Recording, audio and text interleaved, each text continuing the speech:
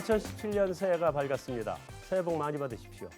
올해도 어김없이 찾아오는 주간 전망대입니다.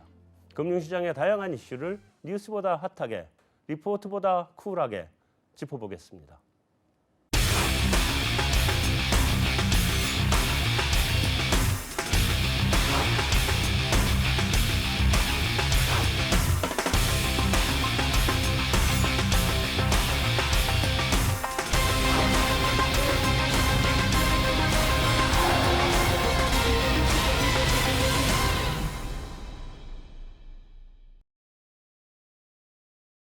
안녕하세요. 안녕하세요. 네, 안녕하십니까. 새해 복 많이 받으십시오. 예, 새해 복 많이 받으십시오. 받으십시오. 네. 자, 오늘은 그 2017년 새해를 맞이해서 글로벌 시장을 종합적으로 한번 좀 점검하는 그런 그 자리로 만들겠습니다. 근데 지금 뭐 미국으로 다시 또 모든 자금이 돌아간다 그래서 새로운 그레이트 로테이션이다 뭐 이러고 그러는 것 같아요. 그래서 먼저 이제 미국 좀 짚어보고 그러고 난 다음에 역시 우리 중국을 또 좀 안 볼 수 없고 그 이외에 뭐 유럽이나 일본이나 좀 얘기해야 될 부분이 있으면 좀 첨가하고 그리고 마지막으로 한국은 누가 얘기해 주실까? 우리 전민규 박사가 좀 얘기해 주실까? 예, 뭐 그렇게 들어가죠. 예. 네. 먼저 2016년 금융시장 어떻게 보셨는지 그 뭐 키워드도 좋고 사자성어도 좋고 어디부터 얘기를 하시죠? 전민기 박사부터. 예, 다행입니다. 예. 다른 분이 좋은 말씀 미리 해버리실까 봐. 제일 먼저 하는 게 제일 예. 일이에요. 내후 외환이라고 저는 봅니다. 네. 근데 이제 외환이란 말이 요즘 뭐 가끔 뉴스에 나오더라고요. 내란과 외환의 죄를 범하지 않으면은 뭐 소추가 안 된다 뭐 이런 얘기했는데 그 한자도 같은 한자던데요. 어쨌든 내부적으로도 참 어려움이 많고 외부적으로도 예상하지 못했던 일들이 많이 나타나면서 좀 안팎으로 고생을 많이 한 그런 한 해가 아닌가 이렇게 저는 생각합니다. 그래서 내후 외환 너무 좀 간단한 이야기지만 좀 내후 외환이 원래 키워드가 아닐까 합니다. 예. 글쎄 저는 예, 그 시장을 사자성어는 좀 제가 좀 모르겠고요. 네, 안 하셔도 됩니다. 그 펀더멘털한 시장이 아니었고 센티멘털한 시장이었다 그렇게 생각이 듭니다. 그러면 키워드는 센티멘탈 시장. 예, 그렇죠. 그러니까 그 경제적인 이슈나 아니면 회사의 펀더멘털에 의한 시장이 아니었고 그러니까 정치적인 이슈가 굉장히 대부분의 시장을 영향을 크게 끼친 거죠. 그러니까 예를 들어서 브렉시트라든가 또 트럼프가 이제 대통령이 된 거라든가 또 한국의 정치 상황, 그 다음에 이제 다른 아시아의 그런 극우적인 대통령이 나오는 시장.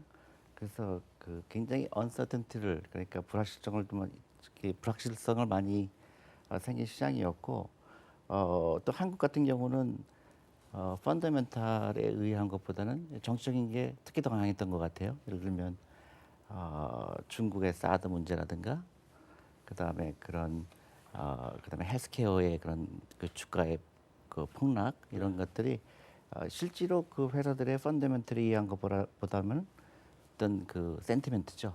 그러니까 그런 펀더멘털하지 않고 그 회사의 직접적인 그런 보다는 어떤 정치적인 이슈를 가지고 주가가 올라갔다 내려갔다 하지 않았나 이렇게 생각이 듭니다. 다음은 예, 김 저는 교수님. 2016년에 생각보다 굉장히 많은 일들이 있었지 않습니까? 뭐 중국도 처음에 디플레 압력이 있었고, 그 다음에 이제 여러 가지 뭐 이제 브렉시트도 있었고 사태가 있었음에도 불구하고 그렇게 증시가 많이 출렁거리지 않았던 것 같아요. 그러니까 한마디로 내성이 있지 않았는가라는 생각이 있는데요. 그러니까 리만 사태 이후에 지난 6년 동안 굉장히 많은 크라이시스가 있었는데 그거를 세계 경제가 그냥 공조를 하면서 그 치유해 가는 과정 속에서 이제는 웬만한 그런 사태가 일어나도 이제 굉장히 잠잠한 뭐 그런 상태로 접어들지 않았는가 이런 생각이 있었고요. 다만 이제 그게 2017년에는 어느 정도의 변동성 나타날 수 있을지 그게 좀 궁금한 상황입니다. 뭐 굳이 내자로 얘기한다면 이럴 수가 아니었을까. 뭐 좋습니다. 그것도 뭐 우리 신속 배달 이런 것도 접수합니다. 네. 아니 왜냐하면 올해 보면은 이제 이벤트들이 큰 게 지금 좌안에 얘기했듯이 큰 이벤트들이 많았는데 예. 그 나타난 현상은 사람들이 생각했던 거하고 반대였잖아요, 그죠?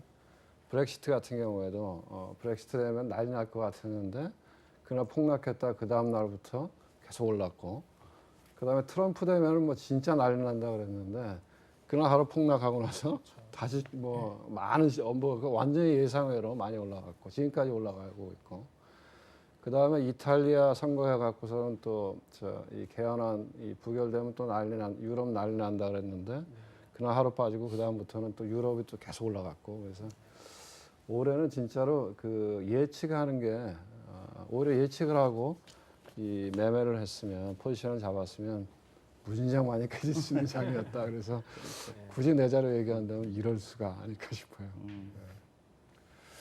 그 2016년은 뭐 다 이 말씀하신 게 공통적인 게 외적 변수가 너무 많았던 것 같아요. 외부적은 뭐 올해는 근데 시작은 그러니까 2016년 작년은 시작은 좀 조용히 시작했던 것 같아요. 시작도 시끄러웠죠. 상대적으로는 조용했죠. 왜냐하면 그 전에 우리나라는 뭐 메르스가 터졌든 그 전에 세월호가 터졌든 뭐 이런 게 터졌고 이벤트는 조용했는데 그렇죠, 이벤트가 시장은 1, 2월 때 시끄러웠죠. 시끄럽죠. 그런데 이벤트는 별로 없었고 그다음에 미국도 연례 행사처럼 1월에 이상 한파나 무슨 이상 기후가 왔었는데 그 작년에는 그게 없었거든요. 그래서 이게 올해는 정말 오래간만에 이런 사고 안 터지는 해인 것 같다. 조용히 넘어가겠다 싶었는데 브렉시트 터지기 시작하면서 뭐 줄줄이 우리 모든 게 예상했던 바깥으로 다 터져버렸잖아요. 생각하지 못했던 일들이 다 벌어진 게 국내적으로 그랬던 것 같은데 그러면서 이게 리스크도 아니고 언서튼티가 그렇죠. 이거 뭐 리스크는 우리가 다 메저러블 한 게 리스크니까 이건 메저러블 하지 않은 것들 측정이 불가능한 것들이 터져버린 또 예측할 수도 없었던 것들 그런 상황이었던 것 같은데 2017년은 어떻게 보세요? 2017년도 그렇게 변동성이 굉장히 클 거로 보십니까? 그런 변동성은 계속 있을 거라고 봅니다. 그러니까 그 이제 저는 이제 한국도 그렇지만 전 세계적으로 패러다임이 변하는 게 아닌가 싶어요. 네. 여러 가지로 인구가 줄어드는 거 그리고 정치적인 것도 이제 그때 빈부격차 네. 그런 게 이제 브렉시트라는 것도 나타났고요. 그래서 그런 자본주의에 대해서 자본주의 폐해가 굉장히 실감이 되는 게 아닌가. 그러니까 가장 큰 문제가 이제 그런 부의 분배가 불만이 많은 사람들이 많이 생긴 거죠. 그러니까 과거에는 이렇게 지났는데 이제 더 이상 안 그런 거예요. 예를 들어서 일본 같은 경우에 보통 이자율을 내리면 경기는 살고 이자율을 올리면 경기가 좀 쿨다운하고 그러는데 지금 그게 안 돼요. 안 되죠. 그러니까 옛날에 갖고 있던 그런 경제 논리라든가 이런 것만 가지고는 설명이 안 되는 거니까 사람들이 불안하죠.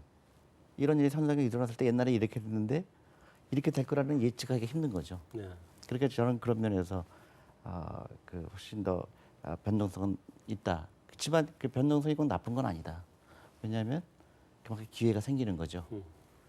항상 좋은 시장이건 나쁜 시장이거는 기회가 생기는 마련이거든요. 그래서 꼭 나쁜 건 아닐 거라 이렇게 생각합니다. 저도. 말씀에 이어서 우리 전 박사한테 예. 질문을 한 가지만 더 던지면 네네. 방금 이제 빈부격차 말씀을 하셨는데 예. 월가를 점령하라. 예. 그다음에 브렉시트 사실은 양극화 문제죠. 예. 그다음에 트럼프도 똑같은 문제죠. 예. 나중에 우리나라 정치적인 터모일이라고 그래야 돼 뭐라 그래야 돼? 이 촛불 들고 나오는 것도 똑같은 문제라고 예. 보거든요. 결국 신자유주의가 한 40년 지금 1차 석유파동 이후에 지금까지 한 40년 한 끝에 예. 너무 벌어지다 보니까 예. 이게 이제 이런 식으로 다 터져 나오는 것 같은데 중시에는 어떤 영향이 올 것 같아요 이게? 먼저 제가 이제 몇 년 전부터 가지고 있던 생각은 신자유주의가 너무 이제 빈부격차 같은 걸 많이 가져왔기 때문에 다시 이제 거꾸로 가는 그런 그 패러다임 시프트가 시작될 거다 이렇게 지금 생각을 했었는데 네. 결국에는 그렇게 갈 거라고 봅니다만 지금 나타나고 있는 현상으로 보면 이제 오히려 극우주의가 굉장히 강화되는 방향. 그러니까 이 빈부격차와 이런 모든 문제들을 외부의 어떤 탓으로 돌리려고 하는 움직임들이 있지 않습니까? 그렇죠. 미국도 지금 예. 그런 탓이 나오고. 유럽도 지금 이민자들 때문에 이렇게 그러고 됐다는 나오고. 거고, 미국도 멕시코에 들어오는 뭐 불법 이민자들, 그다음에 중국산 싸구려 제품들 이런 것들 때문에 미국이 뭐 힘들다. 그래서 이민을 막겠다. 뭐 무역 장벽을 세우겠다. 이런 식으로 오히려 그러니까 제대로 된 그 자본주의가 아닌 극우주의가 굉장히 강화되는 쪽으로 지금 일본도 방향을 가고 예. 아베노믹스가 결국 그렇죠. 예, 아시아에서는 그렇게 나타나고 네. 있고 그죠.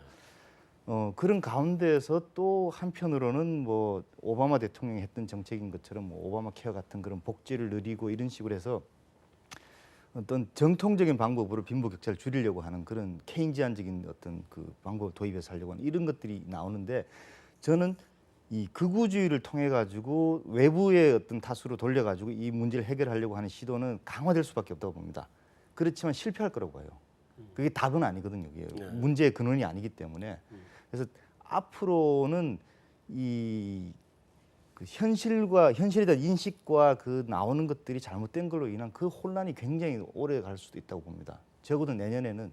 그래서 우리는 뭐 미국 경제가 순조롭게 회복되면서 3번의 금리 인상이 있고 그래서 뭐 좀 좋아진다 이렇게 지금 생각을 할 수도 있겠지만 그 트럼프의 정책들이 파열음을 일으키면서 결국은 오바마가 기껏 해놓은 어떤 그 작은 성과까지 다 갉아먹으면서 다시 나락으로 떨어뜨리는.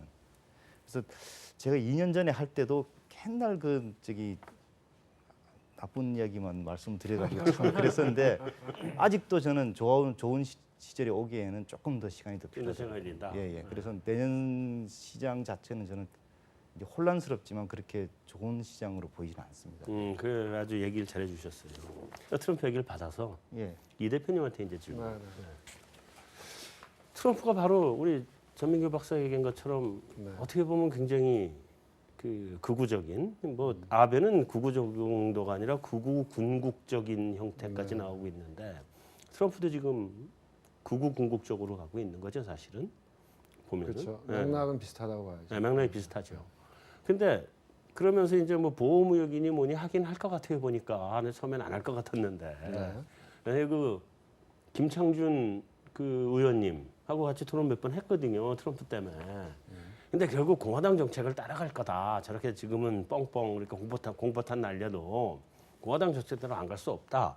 이렇게 주장을 하셨는데 지금 뭐 미국의 그 무역위원회 위원장 뽑아놓은 이런 걸 보면 원래 얘기했던 대로 할 것 같거든요 지금. 근데 성공할 거라고 보세요? 성공 못 하겠죠.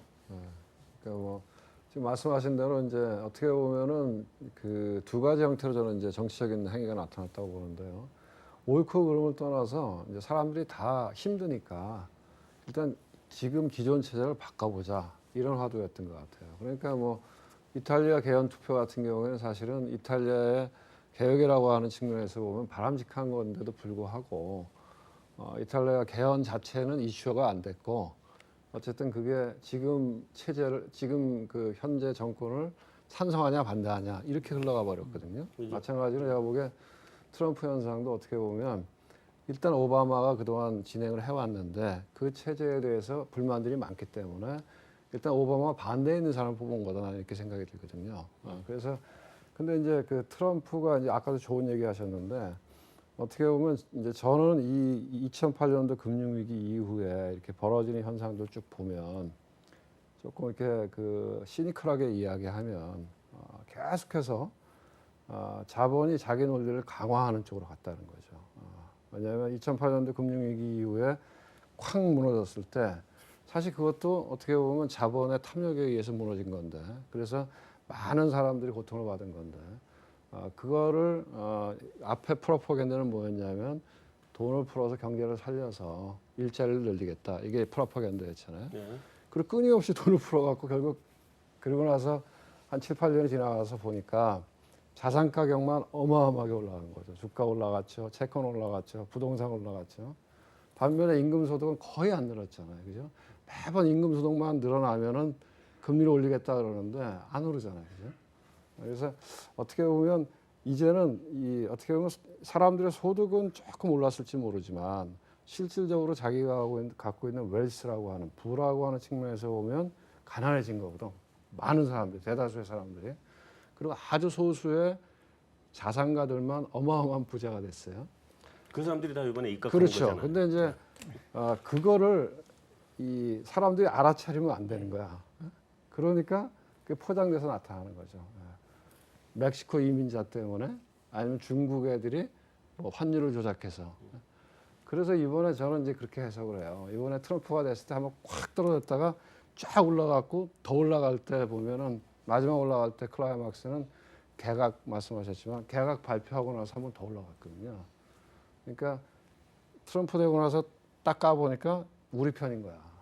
우리 편인데 우리 편보다 더 우리 편인 거야. 왜냐하면 뭐 이거는 그냥 부자가 아니라 억만장자들 뭐 프라이빗 에쿼티 했던 애들은 뭐 해치펀드 애들 들어왔으니까요. 근데 저는 뭐 이렇게 생각을 해요. 아마 초반에는 워킹할지도 모르겠죠. 왜냐하면 뭐 트럼프가 안 들어섰어도 미국 경제 그냥 놔뒀으면 지금 정도 경기 지표가 계속 지금도 경기 지표가 잘 나오잖아요. 트럼프 아무것도 한 것도 없는데. 그래서 사실은 사이클상으로 경기 지표가 좋아지는 상황이기 때문에 트럼프 정책이 시행이 안 됐어도 전 좋아졌을 것 같아요. 그러니까 그런데 이제 내년에 이거겠죠. 만약에 트럼프가 자기가 이야기했던 것들을 진짜로 좀 한다. 그러면은 빨라지겠죠. 경기의 상승 속도가 더. 그러면 아마 내년 하반기 정도에는 주가가 한번 크래시가 올 수도 있고 한 2018년 정도에는 리세션이 빨리 오겠죠. 근데 만약에 의회에서 견제를 해서 트럼프가 지금 이야기했던 것들이 그렇게 빨리 진행이 안 되고 좀 더디게 진행이 된다고 하면 그러면 오히려 이 경기 상승 속도는 좀 더 길어지고 시장은 조금 더 안정 기간이 더 길어지지 않을까 저는 그렇게 보고 있어요. 그 조금만 보충 질문을 드리면 그러니까 1조 달러 프로젝트라든가 네, 아니면 중국에다 대고 네. 얼마죠? 보복 관세 뭐 45%. 네, 네. 뭐 그런 거라든가 네. 이런 거를 하게 되면 네. 내년은 뭐 좋을지 몰라도 내후년은 그러면 뭐 망한다. 그렇죠. 그러니까 네. 1조 근데 달러 그거를 의회가 공화당 지금 잡고 네. 있으니까 어느 정도 뭐 속도 조절을 해주든 그래야지. 뭘 해주면 그러겠죠. 그럼 조금 더 연장되겠죠. 좀 더 연장된다? 그렇죠. 그렇죠. 연장되고 난 다음에 어쩔 수 없이 또 리세션 간다 이 생각이신가요? 그럼요. 그러니까 이게 뭐 자본주의라고 하는 게 늘 사이클이 있으니까. 그렇죠. 사이클이 있죠. 그러니까 뭐 속도가 빠르면 빨리 리세션이 오는 거고 천천히 이렇게 가면은 좀 뒤에 천천히 오는 거고 그런 거죠. 근데 지금 좋아지는 상태에서 진짜로 1조 달러를 푼다 그러면 그건 뭐 그 다음엔 재앙이 오겠죠. 1조 달러 풀어도 이게 이제 그러니까 내년 9월까지는 미국 의회가 예산이 2년 전에부터 대통령 선거했을 때 정해버린 거니까 네. 그러면 내년 10월부터 이제 풀어대야 될 텐데 네. 자 어쨌든 간에 이제 제일 마지막에 제일 어려운 질문을 드리겠습니다. 다우 이만 넘나요? 예. 이게 뭐 얘기 쫙 이제 우리 미국 얘기했잖아요 지금. 예. 결론이네 결론. 네, 결론이에요 네, 결론. 이제- 제일 어려운 질문.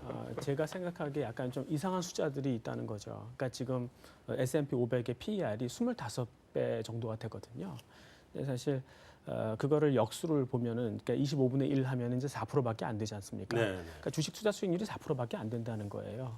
근데 지금 뭐 미국의 10년물 국채 금리가 2.5%를 넘었지 않습니까? 그러니까 사실 지금 그 일드 갭이라는 거예요. 그러니까 이제 주식 수익률하고 채권 수익률 그 차이가 1.5%포인트밖에 안 돼요. 이게 말이 안 되는 숫자죠. 그러니까 이러다가는 사실 뭐 위험 자산이 뭐고 안전 자산이 뭐고 굉장히 혼동스러울 것 같아요. 그러니까 이런 것들이 왜 나타나냐면은 결국은 이제 트럼프가 지금 말씀하신 그 1조 달러 프로젝트 때문에 그렇거든요. 그러니까 사람들이 트럼프의 성향을 보는 거예요. 그러니까 이 사람 과거에 했던 전력을 보면은 일단 처음에 굉장히 공격적으로 질러대는 거죠. 그리고 이제 상대방이 항복하지 않습니까? 그럼 타협하자 그러죠. 그러니까 이 사람이 초반에 굉장히 세게 나올 거라는 걸 아는 거죠. 그러니까 그 1조 달러가 어느 정도 규모냐면은 2012년에 이제 중국이 슈퍼사이클을 만들었지 않습니까? 그때 투입된 돈이 1조 달러예요. 그때 제가 기억하기로는 중국에서 모든 기업들이 어닝 서프라이즈 내고요. 되게 좋아했었어요. 물론 나중에 다 부실로 드러났지만 그러니까 지금도 사실 이제 그 기업들의 실적이 드라마틱하게 좋아질 수도 있다. 그렇다면 주식 투자 수익률이 올라가고 채권 수익률을 끌어올릴 것이다. 이렇게 기대하는 거죠. 그래서 저는 사실 여기에 대해서 약간 좀 회의적으로 생각하는 이유가 뭐냐면은 일단은 지금 아까 뭐 말씀하셨지만 그 부의 불균형이 굉장히 심각하다는 거죠. 그리고 그 부를 갖고 있는 사람들이 노인 부자들이에요. 근데 이 사람들은 어쨌든 소비보다는 저축을 더 할 수밖에 없는 사람들이고요. 그러니까 아무리 재정 지출하고 이제 세금 감면을 해도 소비가 그렇게 잘 살아나지 않을 거기 때문에 투자나 고용으로 이어지지 않을 것이다. 뭐 이렇게 되면 이제 실망하겠죠. 그래서 이제 일단 한번 실망 매물이 좀 나올 수 있을 것 같고요. 그 다음에 또 이제 트럼프가 이제 금리를 조금 올려가고 있지 않습니까? 근데 이게 뭘 의미하냐면 그동안은 절대 금리를 안 올렸지 않습니까? 그러니까 이제 부실은 절대 용납하지 않겠다. 근데 이제는 금리를 조금씩 올려가면서 자 어디가 이제 항복하는지 한번 보자는 거잖아요. 그러니까 사실 돈이 미국으로 가는 건데요. 그러니까 미국은 그런 문제는 발생하지 않을 것이고 딴 데서 터질 거라고 보는 거죠. 예, 그래서 일단 제가 생각하기에는 2017년에는 변동성도 상당히 있을 것 같고 그 다음에 이제 기업 실적도 그렇게 이제 드러나지 좀 개선될 수가 없기 때문에 결국은 주가는 사실 트럼프가 만들어 놓은 버블만큼 결국 빠질 거라고 생각하는 거죠. 그래서 한번 이렇게 생각해 보죠. 뭐 채권 금리가 다시 이제 안정화된다면 미국 10년물 국채 금리가 한 1.5%까지 내려가지 않을까? 그럼 정상적인 그 위험 자산과 안전 자산의 그 갭은 얼마일까? 그럼 4% 정도로 보는 거죠. 그러면 한 주식 투자 수익률이 한 5에서 6% 정도 되거든요. 그러면 S&P 500의 PER이 한 20배 미만으로 간다고 저는 생각하는 거죠. 그래서 저는 사실 주가가 좀 조정될 가능성이 있지 않을까라고 좀 보고 있습니다. 예. 그러니까 2만은 넘고 조정받는다. 2만을 타치할지 안 할지, 그러니까 이제 이런 게 있어요. 타치하지 않을지 모르신다. 이거는 뭐 하루만 오는 예. 거지. 질문을 계속 이게 이만 계속 넘으면 안 이만이야 넘어가고. 지금. 근데 먹는다 그래요. 이제 이런 거 있을 수 있어요. 그러니까 이제 지금 원자재 가격이 올랐지 않습니까? 그러니까 그 아마 재고평가 얘기 상당히 생길 거예요. 그러니까 초반에는 기업 실적이 진짜 좋아지는 것처럼 보일지도 몰라요. 네. 그러면 혼동스러울 수도 있죠. 근데 아까 우리 이 대표님 말씀하신 대로 결국은 재정 정책을 무모하게 쓰면은 결국은 그 다음에 나타나는 건 하드랜딩이에요. 그리고 이코노믹 사이클이 좀 짧아지죠. 그러니까 우리가 보기 싫어하는 것들이 생각보다 일찍 나타날 수 있다는 거거든요. 네. 예, 그래서 그 점은 동의합니다. 네. 동의하는데 한 가지 보충 질문. 네네. 2만 원 더 이상 물어보지 않을게요. 이건 돌아가면서 이제 예, 여쭤볼 거니까 다. 예. 아까 이제 트럼프 버블이 다 깨지는 수준까지 갈 거다라고 말씀을 하셨는데 네, 네. 그렇게 지금 트럼프가 당선될 때 다우가 17,000 정도 선이었었거든요. 그렇죠. 예. 그래서 지금까지 올라온 2만까지 오는 건 이미 트럼프 버블이란 말이에요. 지금 그렇죠. 뭐 불과 지금 2달도 채 안 네, 그렇죠. 됐으니까 네. 그러니까 17,000선까지 다시 내려간다. 네, 저는 그렇게 보고 있어요. 알겠습니다.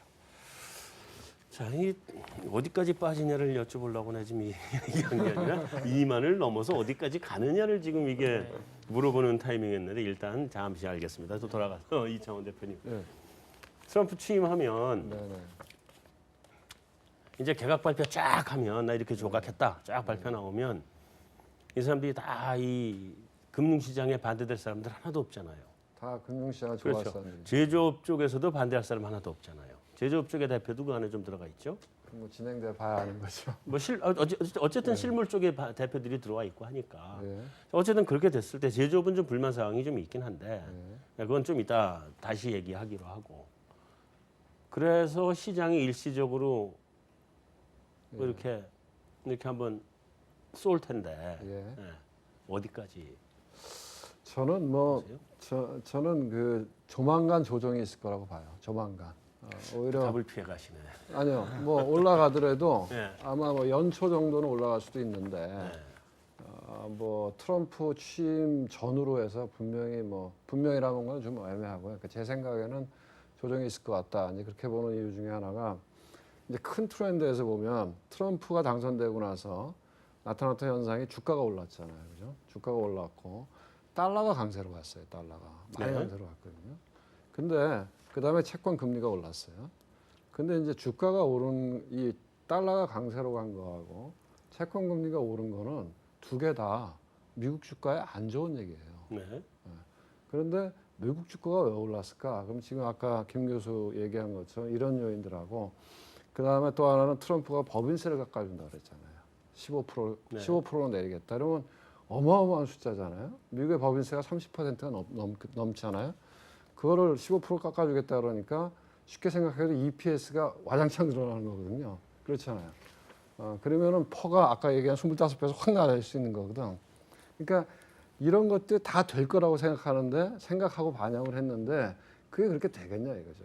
돈은 푸는 재정 정책은 쓰는데 법인세를 반으로 깎아주는 게 가능하겠냐 이거죠. 그러니까 이제부터는 정말 될까? 이런 회의감이 생겨날 수가 있다고 생각하고요. 두 번째로는 연초가 되면 고민을 하겠죠.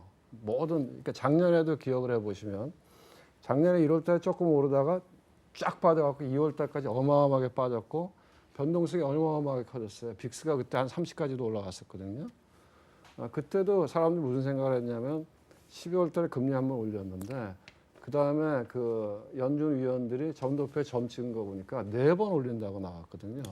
연초에 이제 자산 배분할 때 야, 금리를 4번 올리면 경기도 안 좋은데 이거 죽겠구나 해서 주식을 와장창 주셨던 거라고 저는 생각을 해요. 요번에도 이제 이 자산 배분이 다 연초에 한 번씩 큰 게 움직이잖아요. 그럼 연초에 고민하겠죠. 그러면 지금 우리가 얘기한 것처럼 정말 트럼프 기대감으로 올랐는데 괜찮을까? 생각해 보니까 달러도 강세로 갔어.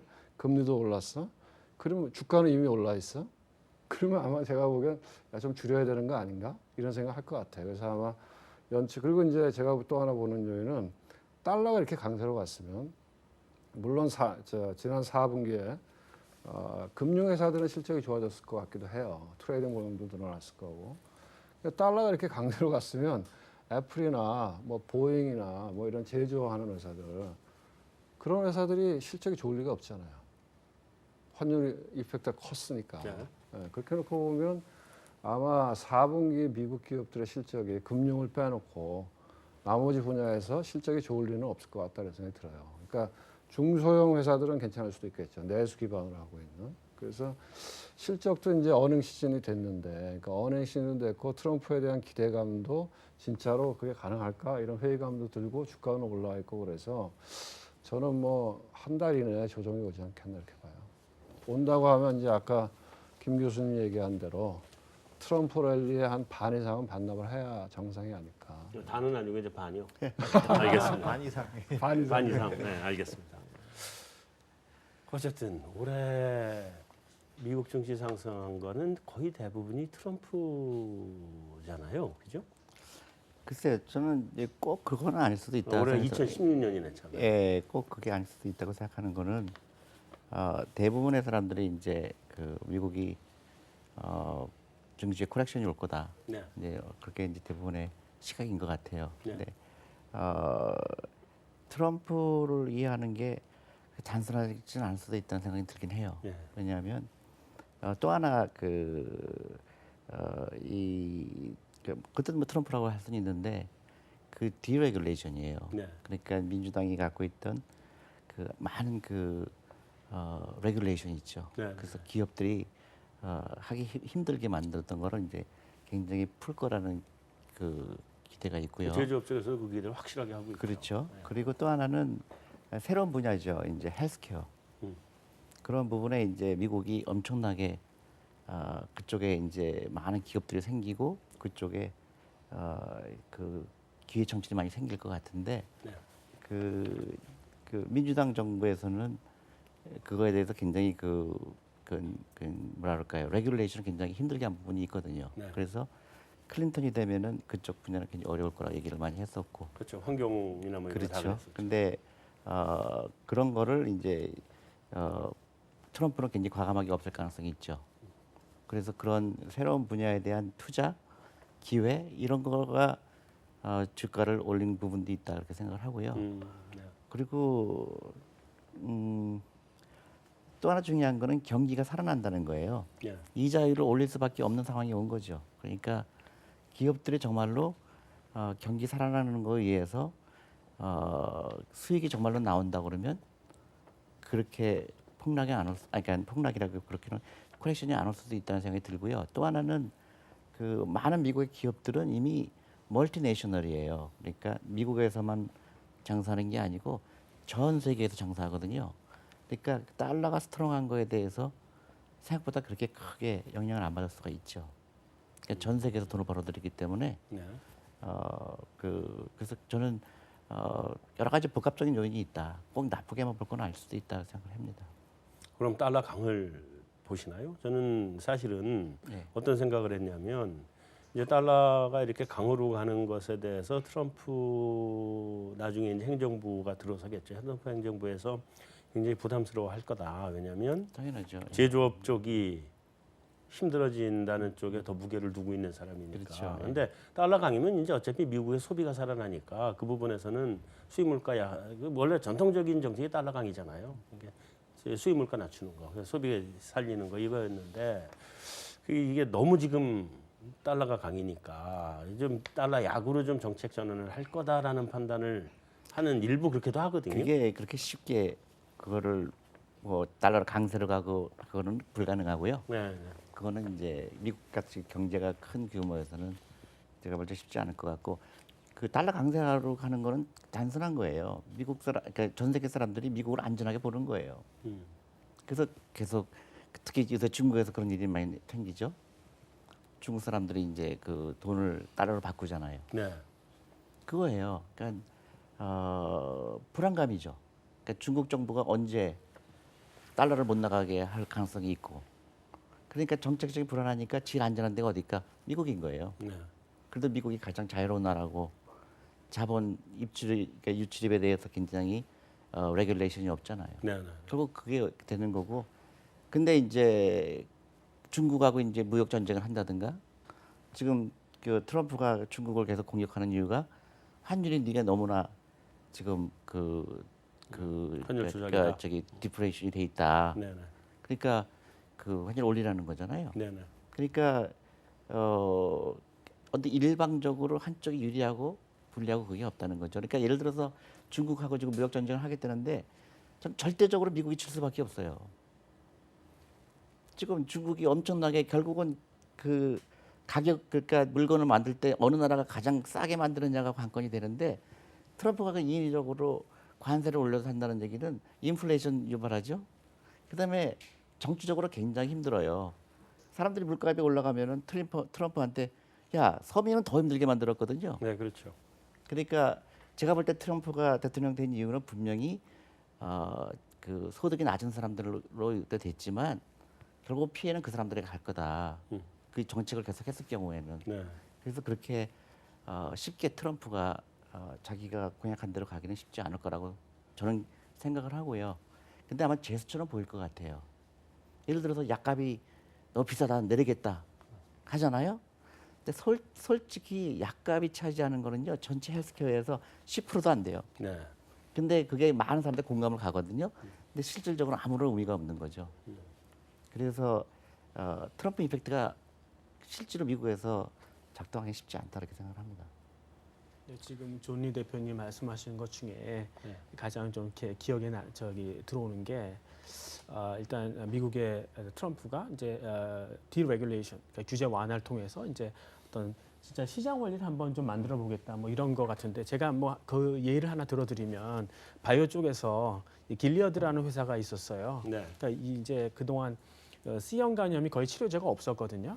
근데 이 회사가 소발디라는 회사 소발디라는 그런 그 약을 만들었어요. 그러니까 그 전에 치사율이 굉장히 높았어요. 근데 이 약이 거의 이 치료율이 거의 90%가 넘어가요. 그러니까 혁신이죠. 근데 문제는 이 약의 가격이 1억 원이 넘습니다. 그러니까 폭리를 취하는 거죠. 예. 근데 미국은 그거가 당연하다고 생각해요. 이거 혁신이다. 그러니까 너는 폭리를 취할 자격이 있고 그 많은 돈들이 다시 그 회사에 들어가서 R&D에 쓰이고 다시 이제 새로운 폭리를 얻기 위한 어떤 에피타이트가 생기면은 또 다른 이제 어떤 그런 혁신이 있을 수 있다. 이게 결국 미국의 엑설런스를 유지할 수 있는 그런 채널이다. 뭐 이렇게 얘기를 하는 거죠.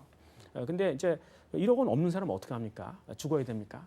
그래서 이제 미국 원래 그 미국스러운 사람들은 그거는 이러한 순기능을 위한 비용 정도로 생각하자 하는 건데 예를 들어 힐러리 같은 경우에는 이건 좀 너무 그래도 너무 심하다. 부의 불균형이 너무 심하니까 그러지 말고 정부가 나서서 좀 제어를 하자 뭐 이런 거였었는데 여기에 대해서는 힐러리가 맞습니까? 아니면은 트럼프가 맞습니까? 아니에요. 근데 이제 그거는 굉장히 이제 양쪽의 논리가 있는데요. 실질적인 그 정치가들이 얘기하는 게 그러면 그게 얼마나 많은 사람들이 혜택이 갈 건가 굉장히 일부분이거든요. 전체 그 헬스케어 분야에서 지극히 작은 분야인데 정치인들은 그걸 하고 그 유명세를 얻죠. 그러니까 저는 그건 절대로 잘못된다고 보는 거예요. 그거를 아까 말씀하신 대로 혁신한 사람에 대해서 보상이 필요하죠.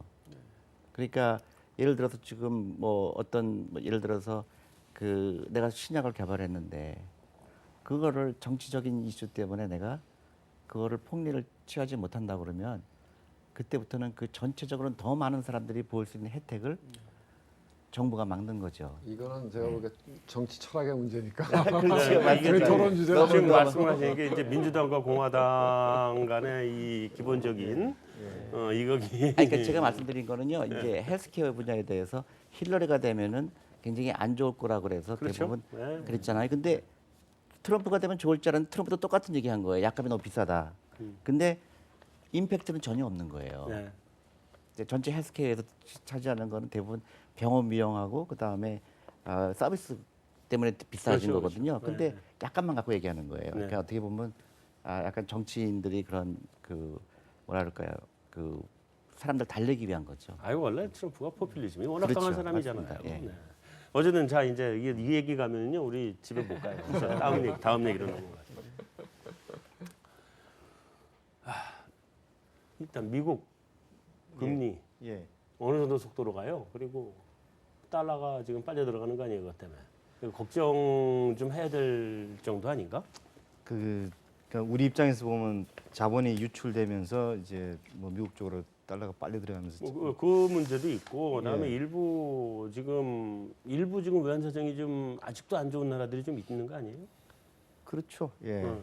근데 문제는 이제 미국이 금리를 추세적으로 올리고 나면은 항상 그 시작한 시점부터 한 3, 4년 또는 4, 5년 후에는 약한 나라들이 어디선가 이제 항상 터졌던 게 그 남미 쪽이 예. 여전히 약한 것 같아요. 지난 몇십 년 동안에 우리가 받은 교훈이지 않습니까? 그렇죠.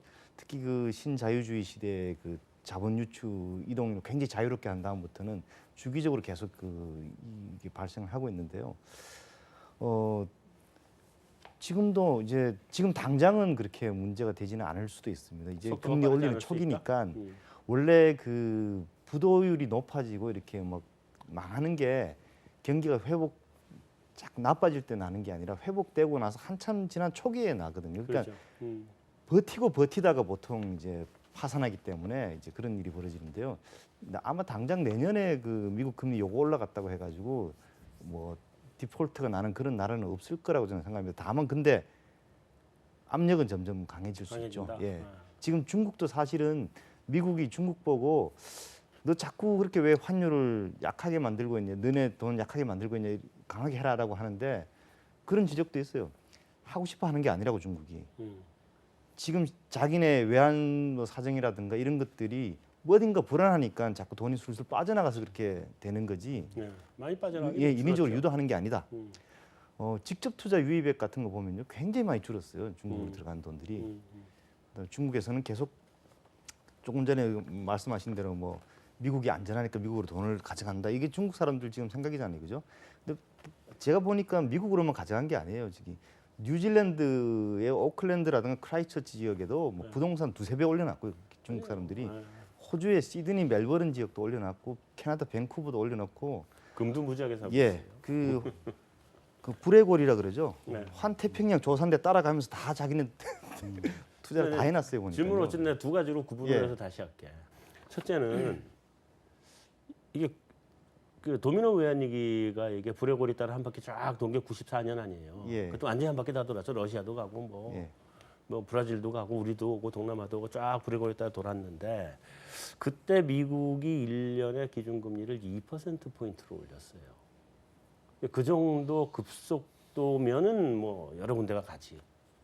근데 내년에 그렇게까지 위험해질 정도로 빨리 가지는 않을 거다. 뭐 이런 그러니까 뭐 4번 정도 가면은 난 위험할 거라고 보거든요, 사실은.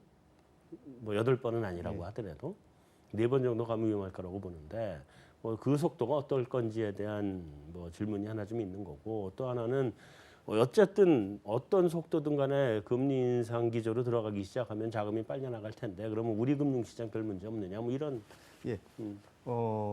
첫 번째 질문부터 제가 생각하는 걸 말씀드리면 일단 그렇게까지 빨리는 못 올 거라고 봅니다. 사실 미국이 지금 좋아지는 것처럼 보이는 거는 제가 볼 때는 오바마 시대에 만들어 놓은 어떤 그 소득 불평등에 대한 어떤 개선 정책들이 끝자락에 와서 조금 효과를 내고 있는 거예요, 사실은. 네. 미국 사람들의 그 실질 소득을 보면요, 상위 10% 소득 증가율은 지난 몇 년 동안 굉장히 높았어요. 나머지 90%의 소득 증가율은 실질 소득으로는 마이너스입니다. 네. 지난 그 금융위기 이후에도 그렇고 금융위기 이전의 신자유주의 시대도 마찬가지고요. 근데 작년, 재작년부터 조금씩 좋아지고 있었어요, 그게요. 그러니까 소비 쪽에서 어느 정도 이렇게 개선되는 그런 조짐들이 나오려고 하고 있는데 지금 이제 우리가 뭐 주가라든가 이런 걸 생각할 때 기업이 이익이 많이 늘어나는 거는 첫 번째는 그 비효율성을 개선시켜서 나오는 것들이 있거든요. 네.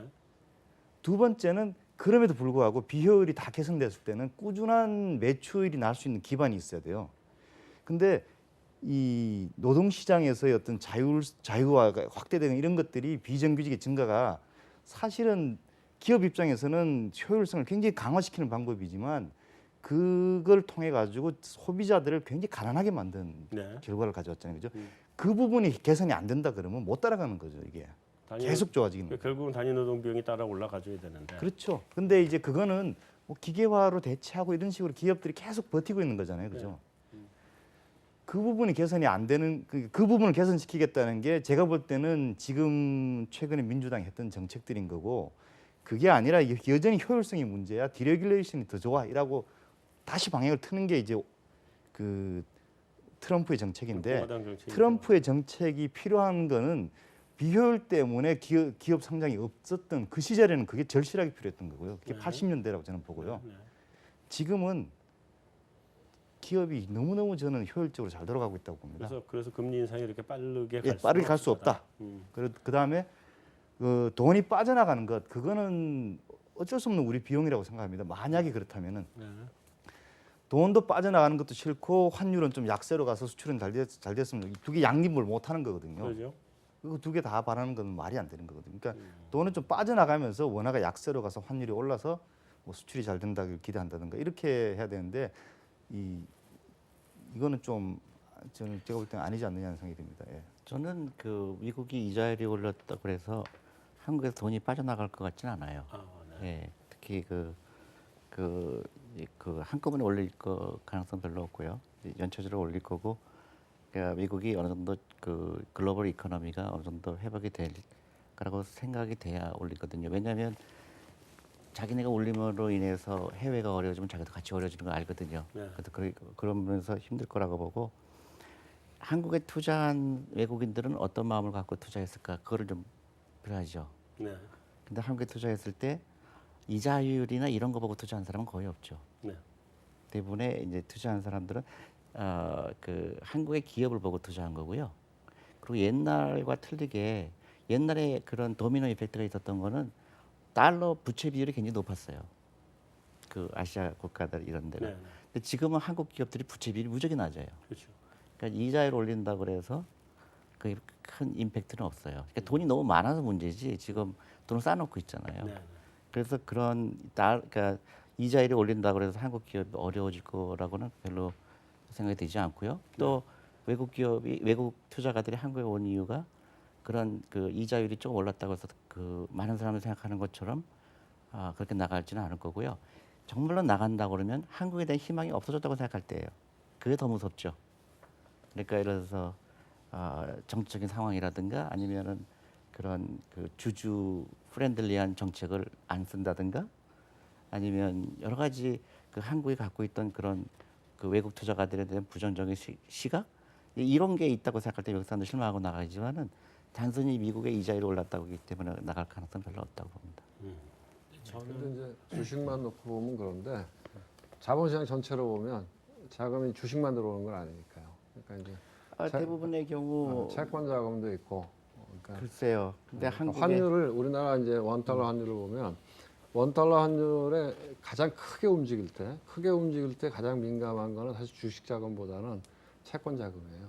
그러니까 지난번에 언제죠? 유럽 재정 위기가 났을 때 그때도 환율이 한번 팡팡팡해서 한 뭐 100원 이상 이렇게 올랐던 단기에 올라갔던 적이 있는데 그때도 이제 두 가지가 엮여서 올라가는 거죠. 하나는 이제 외국인들이 유럽 애들이 채권을 팔지도 모른다. 근데 실제 좀 팔았어요. 그러니까 센티먼트가 확 나빠져 갖고 제가 볼때 우리가 그런 환율을 확 끌어올리는 거거든요. 자본 유출이라기보다는 네. 그러니까 트레이딩이죠. 임팩트 그런 그 센티멘트죠. 그렇죠. 그러니까 예. 이제 근데 단순히 그 이자율을 네. 이자율 차이기 때문에 그렇다고 보기에는 별로 그 어떤 그 외적인 거죠. 유럽에 그런 크라이시스가 네. 생길 가능성이 있다. 그러면 한국이 같이 동조할 거다. 이제 그런 네. 생각이지. 실질적으로 한국에 투자했던 돈을 빼갖고 네. 하기는 좀 그런. 글쎄요. 예. 저도 뭐 이제 기본적으로 이게 굉장히 중요한 질문이니까 저도 이제 비슷한 생각이에요. 우리 저 전민규 네네. 예. 예. 왜냐하면 이제 과거하고 다른 게 과거에 말씀하셨던 그 금리가 올라갈 때 이머징 마켓 쪽에서 자금이 빠지면서 문제가 생겼던 때에는 인플레 시대예요. 인플레 시대.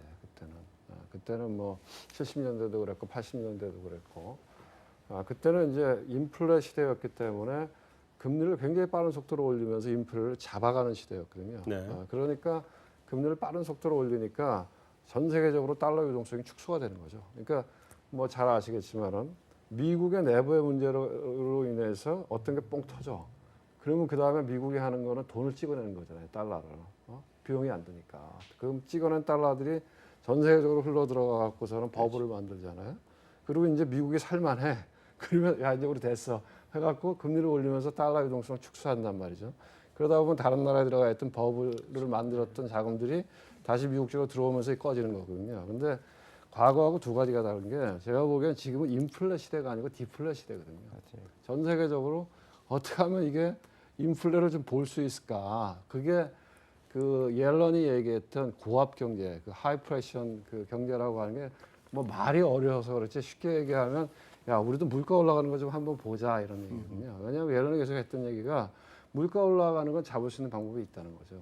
금리가 워낙 낮으니까 금리를 올려서 잡으면 되는데 디플레가 길어지는 거는 방법이 없다는 얘기거든요. 일본에서도 봤고 그래서 과거하고 다른 건 인플레 시대가 아니고 디플레 시대에 있다는 거고 또 하나는 지금 좌한이 얘기한 것처럼 과거에는 이머징 마켓이 그래서 한 2번 당했잖아요. 말씀하신 남미도 당했고 90년대에는 아시아들이 다 아시아 크라이시스로 당했고 경험이 있어서 지금 이머징 쪽에 뭐 그러니까 재정상의 이슈로 해서 문제가 생긴 거 아니면 이 기업 사이드에서는 사실은 굉장히 딜레버리징이 많이 돼 있거든요. 그래서 제가 보기에는 일단 미국의 금리를 이렇게 빨리 올라갈 수 있는 상황도 아닌 것 같고 왜냐하면 미국이 이렇게 금리 빠른 속도로 올린다고 하면 달러가 급속도로 강세로 갈 거기 때문에 거꾸로 그건 미국 경기를 누를 거거든요. 그래서 미국의 금리 인상도 빨라지기 어렵고 결론적으로 해서 그런 두 가지 요인 때문에 과거 우리가 생각하는 그런 이머징 마켓의 크라이시스는 확률이 굉장히 낮을 것 같다 저는 그렇게 보여요.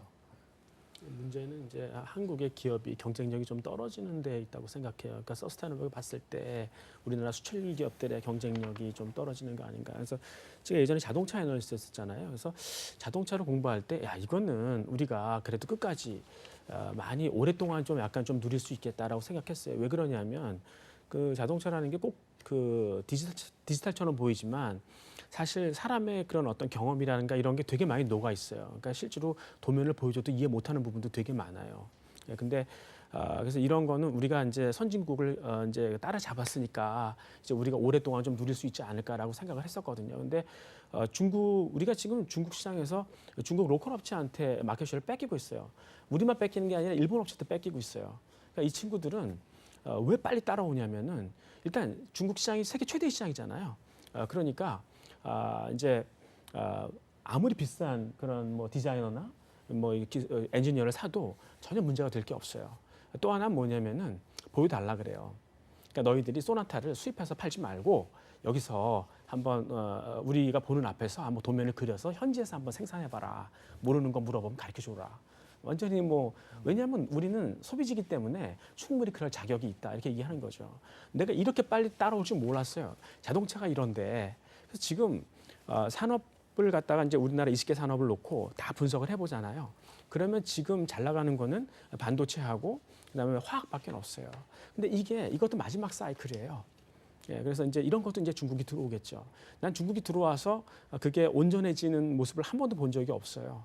예, 그래서 사실은 이 산업 구조를 좀 많이 바꿔야 되는 그런 입장인데 지금 실제로 이렇게 가는 거 보면 정치권도 마찬가지고 전혀 바꿀 만한 어떤 동력도 없고 의지도 없는 것 같아서 사실 그게 걱정인 거죠. 예. 그건 100% 맞는 말씀이시고요. 근데 이제 제가 한국에 와서 가장 좀 약간 잘못 생각하고 있구나 했던 부분이 이제 넛크래커라는 얘기를 하고요. 네네. 그다음에 이제 샌드위치로는 얘기하는데 중국을 너무 모르는 얘기예요. 중국이 너무나 그리고 빨리 발전하고 있고 특히 그런 IoT라든가 아니면은 그런 테크놀로지한 그다음에 인터넷 그런 게 지금 너무너무 지금 하고요. 그리고 중국에 대해서 이제 중국에 대해서 잘못 이해하는 게 대부분 가격 경쟁력만 생각을 하는데요. 그런 새로운 생각하는 거 그게 너무나 부러울 정도로 발전하고 있거든요. 근데 한국 이제 말씀하신 대로 이제 한국이 누려왔던 그런 경쟁력 있던 기업들이나 산업이 급격하게 무너질 것 같아요. 자동차 산업도 그 중에 하나고. 근데 그거를 어떻게 극복할 것이냐 한국이 저는 그렇게 부정적이라고 보진 않은 거예요. 아직도 전 세계 중에서 한국 사람이 한국에 대해서 훨씬 더 네거티브예요. 한국은 굉장히 부자 나라고요. 네. 돈이 많이 있고 네. 그리고 그런 찬스가 있어요. 근데 제 생각은 이렇게 가면 안 된다라는 거는 저는 네. 그러니까 예를 들어서 가장 중요한 게 교육을 바꿔야 되는 거죠. 그러니까 수능 시험 교육을 없애야 되고요. 좀 너무 펀더멘털한 얘기인지 모르겠지만 네. 한국 기회가 많은 나라다. 그리고 저는 그 중에 하나가 헬스케어 분야가 있고요. 그 다음에 아직은 한국은 내수가 너무 부족했고 모든 거를 수출에만 생각을 했고 수출이 안 되면 한국이 큰일 나는 것처럼 생각했는데 많은 그동안 축적되어온 자금을 가지고 충분히 새로운 그러니까 미국처럼 미국도 다 뺏겼잖아요. 지금 미국의 산업이 남아 있는 게 뭐 있나요? 근데 그런 창조적인 거, 새로운 기회에 대한 그러니까 자본과 노동이 굉장히 급속도하게 움직일 수 있는 미국의 시스템이거든요. 네. 네. 한국도 그거를 지금부터는 생각을 하면 그렇게 나쁜 것만 아니라고 생각을 하고요. 특히 중국이라는 나라 때문에 우리가 많은 경쟁력을 뺏기지만 중국은 또 엄청난 시장을 제공하거든요. 그렇죠. 네. 그렇게 꼭 나쁜 건 아니다. 그러니까 엄청난 부자 나라가 옆에 있다는 거는 자 이제 주제를 좀 네. 넘어가세요. 사실 저도 그 말씀을 하고 드리고 싶었는데 딱 결론을 내주시니까 중국에 큰 시장이 생긴다. 좋은 말씀이신 것 같고 넘어가서 천 박사. 예. 그러면 10년물 지금 한 2.6 근처 가 있죠. 3 가나? 못 가나? 우리나라 미국 10년물.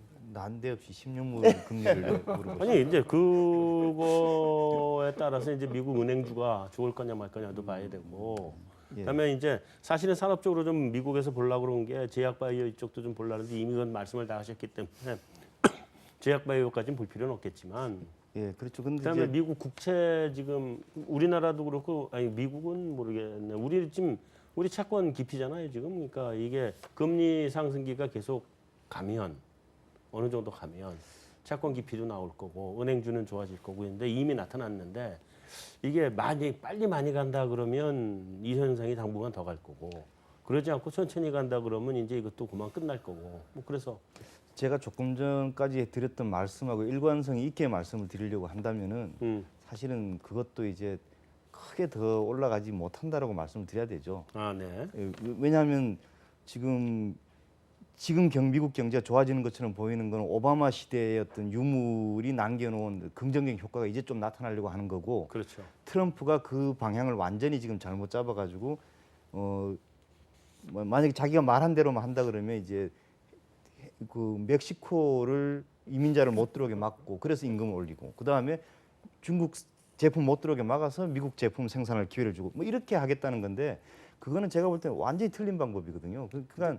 그렇게 못할 거예요. 예, 뭐 그거는. 그렇죠. 못할 거라고 봅니다. 그렇지만 생각이 그쪽을 발을 뻗치고 있는 한은 오바마 가던 쪽으로는 못 갈 거예요. 그렇죠. 그쪽 예, 어느 쪽으로 이렇게 어느 정도는 이쪽 갈 겁니다. 그러면 그 방법에 의한 그 경제 성장 자체가 그러니까 지금 경제 저성장이 이루어지고 있는 이유가 외부에 있다. 외부의 나쁜 사람들 때문에 우리가 이렇게 못 산다. 그 생각을 고치지 않는 한 성장이 더 나오기는 어려울 겁니다. 그렇게 본다면은 금리가 계속 올라간다고 보는 거는 뭐 시장이니까 어느 정도 갈 수는 있지만은 어렵다. 산물 예. 뚫기는 힘들다. 자꾸 숫자를 어떤 레벨을 자꾸 제시를 나는 하시는데요. 뭐 알잖아요. 예. 제 알면서. 예, 예. 제 2년 전에 방송할 때도 사실 우리 굉장히 예. 잘하는 사이예요. 아 그렇습니까? 네. 2년 전에 방송할 때도 코스피 2000이었나요? 그때 네. 넘다 못 넘다. 결국은 아주 부정적인 전망을 했던 제가 그때 맞췄던 기억이 맞췄죠. 나요. 예. 예. 다들 긍정적이셔가지고. 예. 네. 근데 어쨌든 별로 그렇게 긍정적으로 보진 못하겠다. 네. 네, 알겠습니다. 자, 이제 제약 바이오는 뭐 별로 그렇게 트럼프 때문에 안 좋을 것 같지는 않고요. 제가 봐도 바이오는 모르겠는데 제약 쪽. 지금 마지막으로 요거 하나 좀 역시 이제 미국하고 지금 관련된 종목이라서 지금 그 여쭤봐야 될 것 같은데 그러면서 또 굉장히 중요한 종목이 뭐냐면 이제 산업재가 지금 한동안 좋았잖아요. 지금 철광석도 좋고 구리값이 한 4,000원, 5,600원 하던 게 몇 달 사이에 지금 5,000원, 5,600원 올라왔고 몇 달 안 걸렸죠.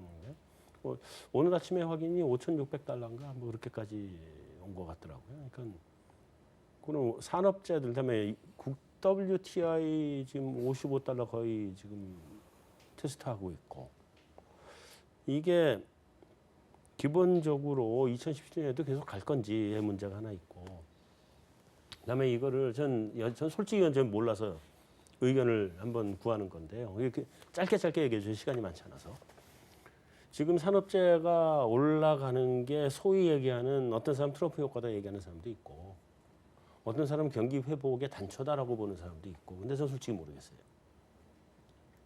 이걸 어떻게 판단해야 될지 모르겠어요. 그래서 그 두 가지 산업재하고 관련된 이야기를 저는 두 가지 다 있다고 봐요. 왜냐하면 트럼프가 지금 경제 성장률을 올리는 것 중에 하나가 인프라스트럭처 투자하겠다는 거거든요. 네.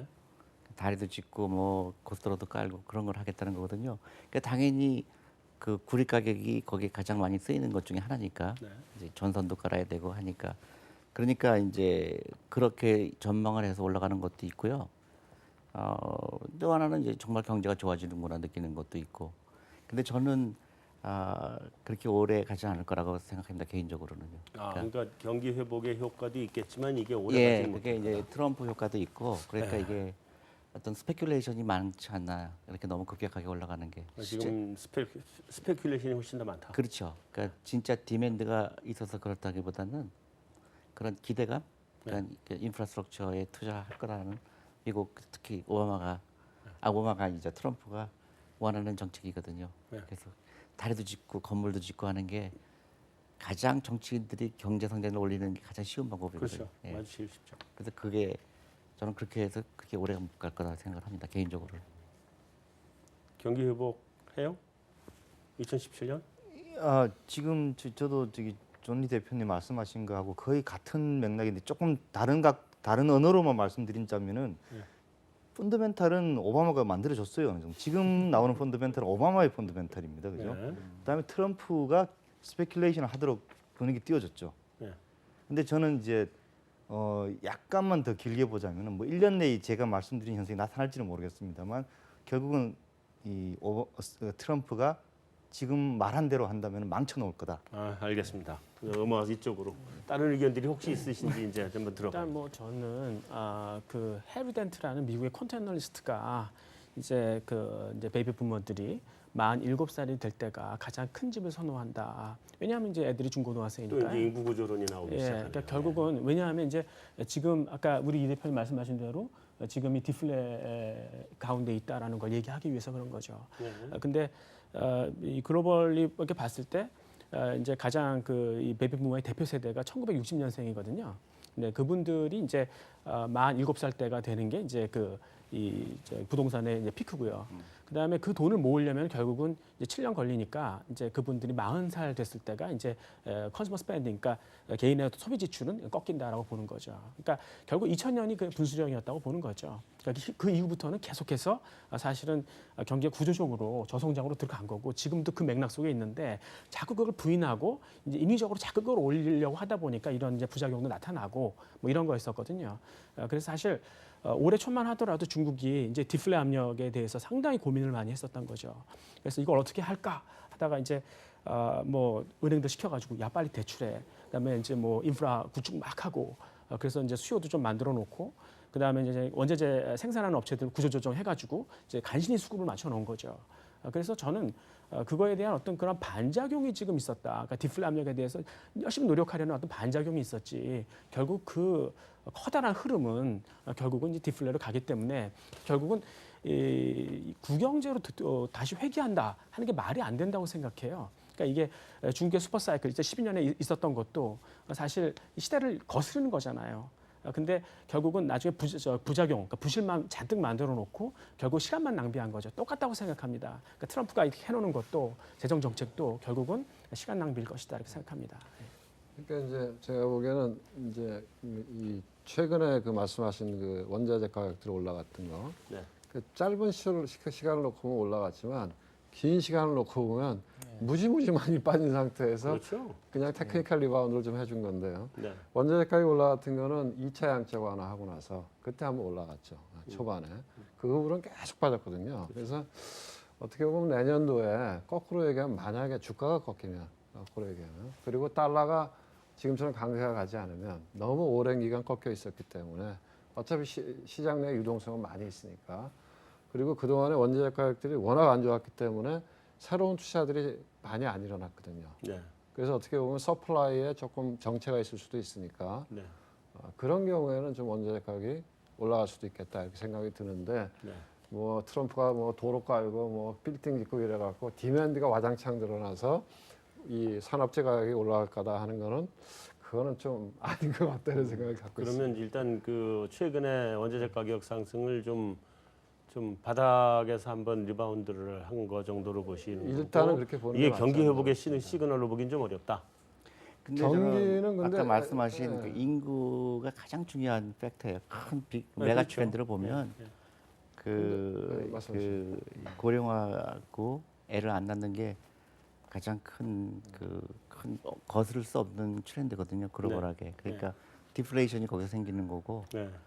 하우싱 가격도 떨어지고 그 다음에 투자가 필요 없는 거죠. 이제 그런 네, 거 네. 짓는 거예요. 그게 가장 그래서 저는 이제 그 오일도 그렇고요.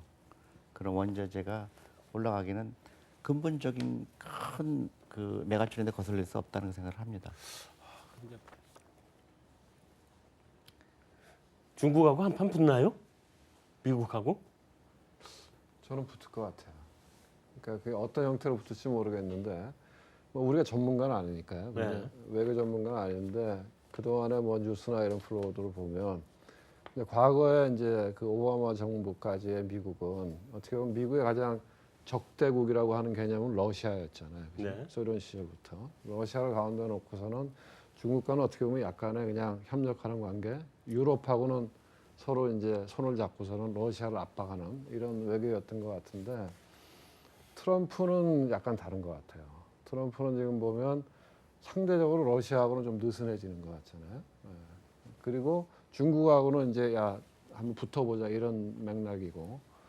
근데 이제 과거에 중국은 뭐 등소평이 이제 그때 뭐 검은 고양이든 흰 고양이든 쥐만 잡으면 된다 이렇게 얘기할 때 얘기는 뭐냐면은 미국에 대해서 했던 얘기는 뭐냐면 야 우리는 너네하고 붙을 생각이 전혀 없어. 그러니까 우리가 좀 크도록 냅둬 하는 게 등소평의 생각이었거든요. 네. 근데 지금은 중국이 이제 컸어. 예, 나름 인정해달라는 붙어볼 만해. 거죠. 예. 네. 그래서 그래서 인정해달라는 이제 트럼프가 세게 나올 때 중국도 야 옛날 등소평이처럼 아니야 우리는 뭐 그냥 우리가 먹고 살라 그러는 거야 이렇게 안 나올 거라는 거죠. 그래서 어떻게 보면 이 정치 외교적으로 붙을 수도 있겠다. 그러면 상당히 이게 아까 말씀하셨지만 새로운 어떤 이 정치 외교 질서가 확립되는 상황에서 경제적으로도 그게 어떤 혼돈을 가져올 수도 있겠다 이런 생각이 약간 들어요. 저도 그 의견에 굉장히 공감하고요. 사실 2000년 기준으로 보면 중국 GDP가 미국 GDP 10분의 1입니다. 네. 지금은 한 7, 80%까지 왔거든요. 그렇죠. 한 70% 그러니까 맞죠. 중국은 커진 국력을 인정해 달라, 나의 발언권을 인정해 달라는 거고, 미국은 그 우리가 이제 흔히 말하는 그 게임 뭡니까 세트를 하고 싶은 거잖아요. 세계에서 어떤 분배가 됐든 뭐 무슨 어떤 분쟁을 해결하는데 자기의 규칙을 적용시키고 싶은 건데 네. 중국이 사사건건 끼어드니까 이 싫은 거죠 이제. 중국을 지금 밟아줄 필요가 미국으로서는 상당히 그런 타이밍이 될 수밖에 없는 거죠. 네. 결국은 충돌할 거라고 저는 봅니다. 정치 외교적으로는 어차피 중국이 떠오르는 태양이고 두 개의 태양이 사실 있기가 쉽지 않죠. 그러니까 갈등이 있을지 모르겠지만 저는 경제적으로는 그렇게 경제 논리에 따라서 움직이는 거지 그 약간 별개로 움직일 수 있을 것 같아요.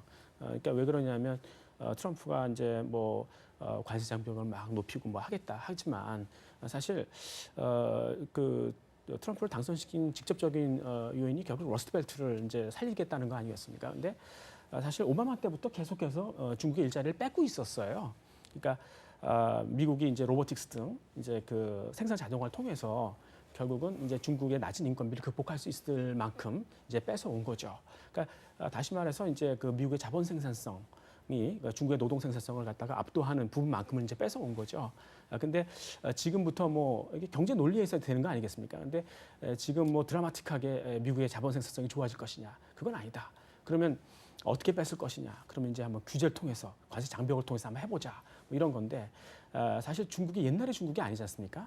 그래서 지금 세계 소비 시장 중에서 중국이 1, 2위 하는 게 꽤 많아요. 그럼요. 자동차 같은 것도 그런 거 아니겠습니까? 예, 그래서 사실 이런 포드나 GM 같은 게 중국에서 이제 규제를 받아가지고 자동차를 못 한다 이러면은 말도 안 바로 치명적으로 갈 수 있어요. 그러니까 함부로 그렇게 경제적으로 압박을 못 할 거라고 저는 생각하는 거죠. 그리고 뭐 이제 뭐 금리를 올려가면서 뭐 계속해서 이제 중국에서 돈을 빼간다. 그러면 중국의 위안화가 계속 떨어지지 않습니까? 이제 가치 평가절하되면 그만큼 중국의 생산 요소는 경쟁력이 있어지는 거고 저는 사실 그 두 개를 따로 놓고 생각하고 싶습니다. 제 생각에는 아까 말씀 다들 하셨던 것처럼 중국에 대해서 45% 무슨 뭐 관세 못 때릴 거다. 당연히 못 때리겠죠.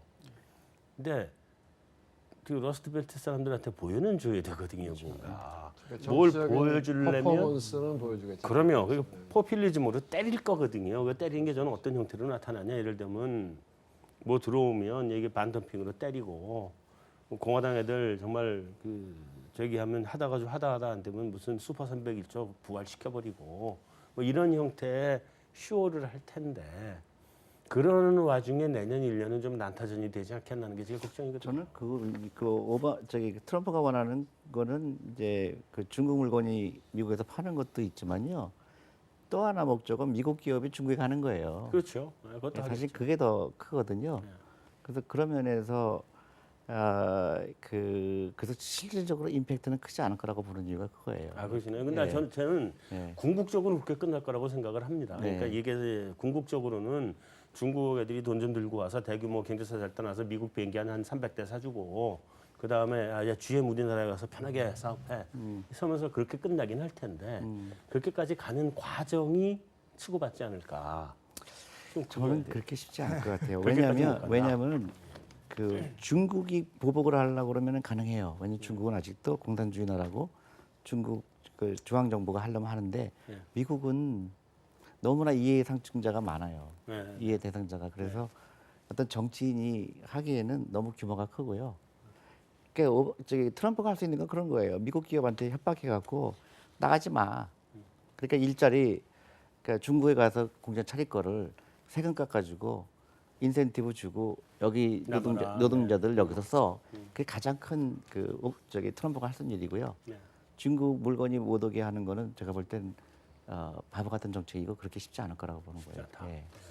근데 그 대항해 시대 이후로 서양의 지배가 끝나가고 있다는 공포가 사실은 우리는 잘 모르지만 서양 쪽에서는 굉장히 강해 있거든요. 중국이 다시 딛고 올라선다, 서양을 딛고. 네. 그거를 경제적인 논리로만 가지고 순전히 야 우리가 경제적으로 해보니까 안 돼라고 순순히 받아들일 것이냐? 저는 그들의 조상들이 한 행동으로 봤을 때는 절대로 그렇지 않을 거라고. 사실은 경제적으로 뭐 주거니 받거니 해가지고 자유로운 경제를 하는 게 좋다라고 한 거는 그거는 걔네들이 유리했을 때 한 논리였어요. 네, 네, 근데 걔네들이 그걸 하는 게 불리해졌다. 네. 그렇게 되면 아마 게임의 룰을 바꾸려고 자꾸 덤빌 겁니다. 어디선가. 네. 우리가 상상도 못한 어떤 방법을 네. 들고 나와서. 네. 근데 그 기간이 물론 앞으로 내년이 된다 이렇게 말씀드린 거 아니고 네. 앞으로 몇십 년에 걸쳐서 다른 아마, 형태의 예. 게임의 룰을 갖고 나올 거다. 그렇죠. 예. 그러니까 저도 이제 왜냐하면 트럼프가 어떻게 보면 큰 흐름에서 새로운 그 흐름을 시작하는 거거든요. 그리고 경제라고 하는 거는 정치하고 별로 이렇게 따로 떨어져서 돌아간다. 저는 그렇지 않을 것 같아요. 정치 경제라고 하는 거는 사실은 같이 묶여 돌아가는 거기 때문에 물론 이제 뭐 어느 정도의 거리가 있느냐 하는 문제는 있겠죠. 근데 큰 흐름에서 보면 미국의 외교 정책방이 이렇게 트는 거거든요.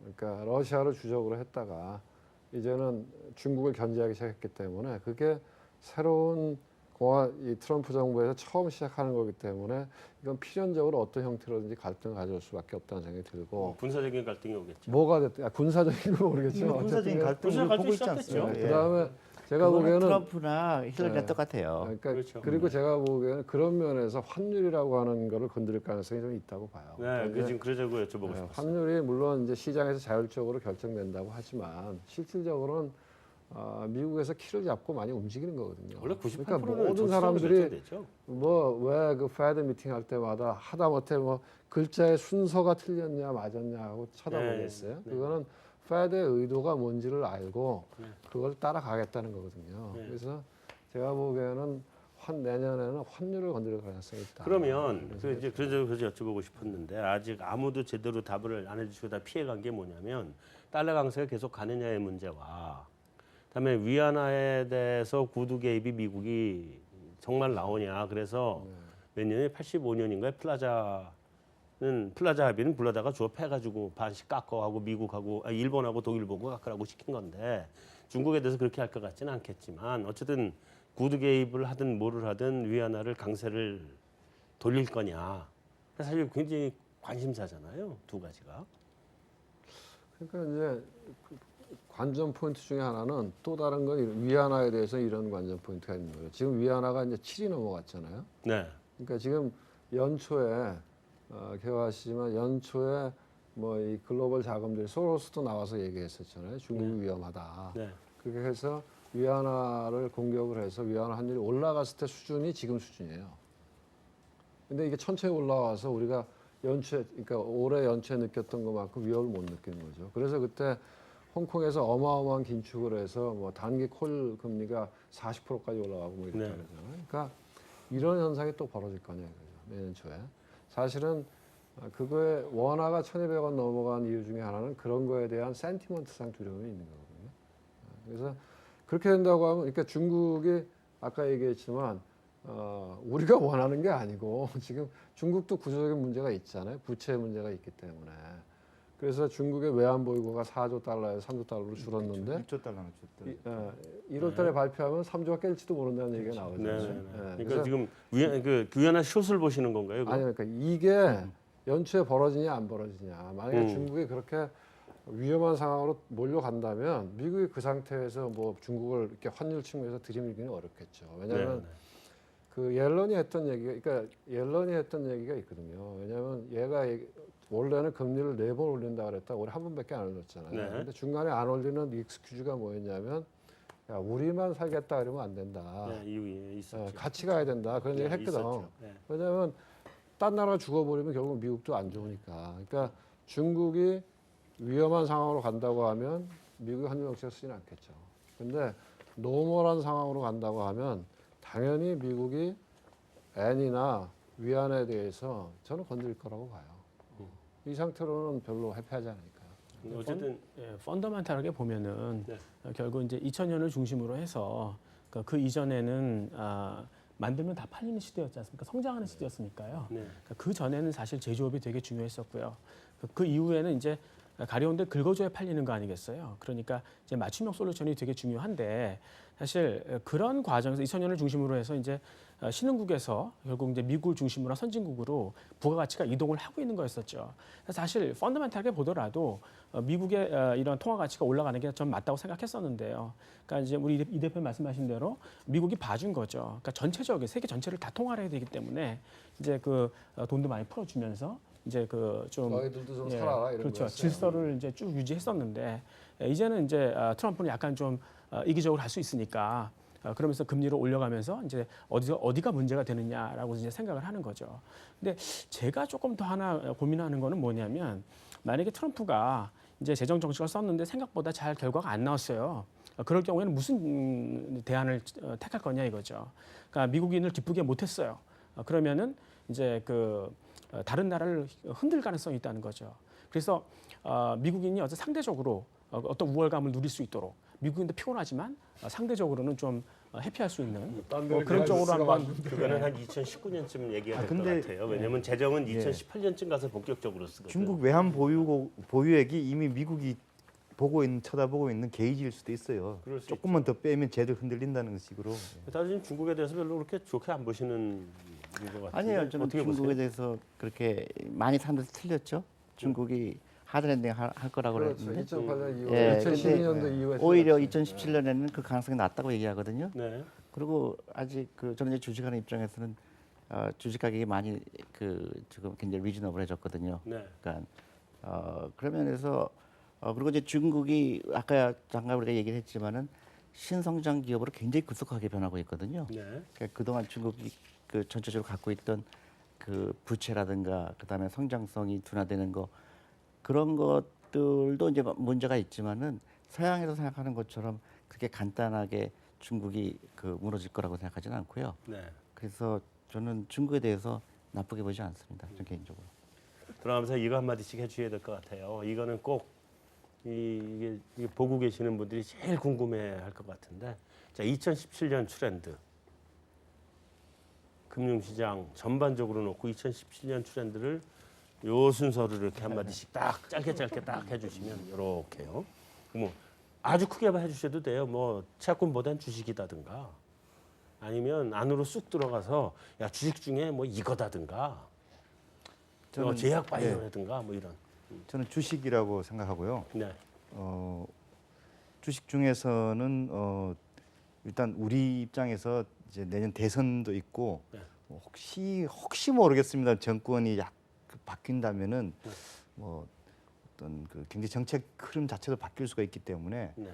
원래 또 많이 조정을 보였던 소비재라든가 뭐 헬스케어 이런 쪽이 네. 내년 그 금융시장의 어떤 흐름을 주도할 거다.